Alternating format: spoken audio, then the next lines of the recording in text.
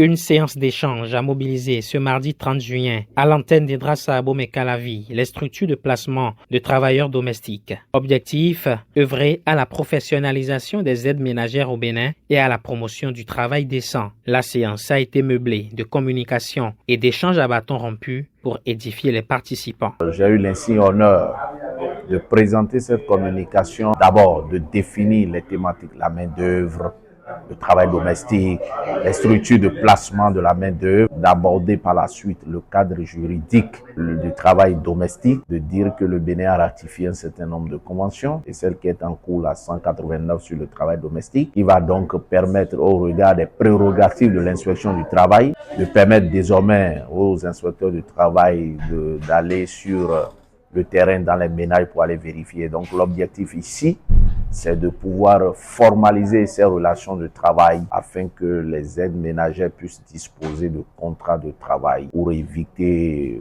les sanctions prévues donc par le Code du travail, la loi sur l'embauche. Échanger avec les structures de placement des main-d'œuvre au Bénin afin que nous puissions définir avec eux des termes de partenariat pour que eux-mêmes à leur tour puissent mettre à la disposition des employeurs, des employés qualifiés, mais surtout pour éradiquer le travail domestique des enfants, un travail domestique des enfants qui est illicite.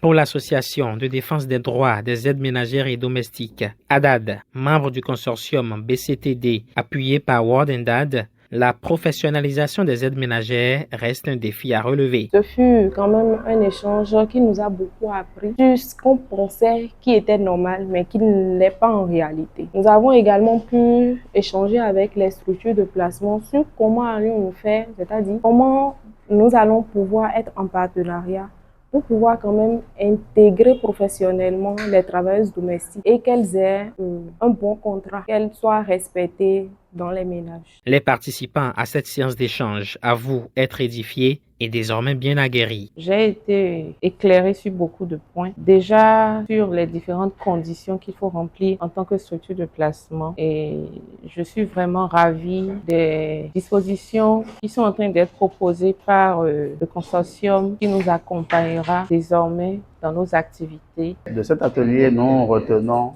qu'il reste encore beaucoup de chemin à faire et que c'est du ressort de tous de mettre la main à la pâte pour parvenir à réduire, sinon éradiquer ce fléau qui gangrène actuellement notre pays et aussi la sous-région. In fine, le partenariat entre les structures de lutte et les agences de placement est vivement attendu.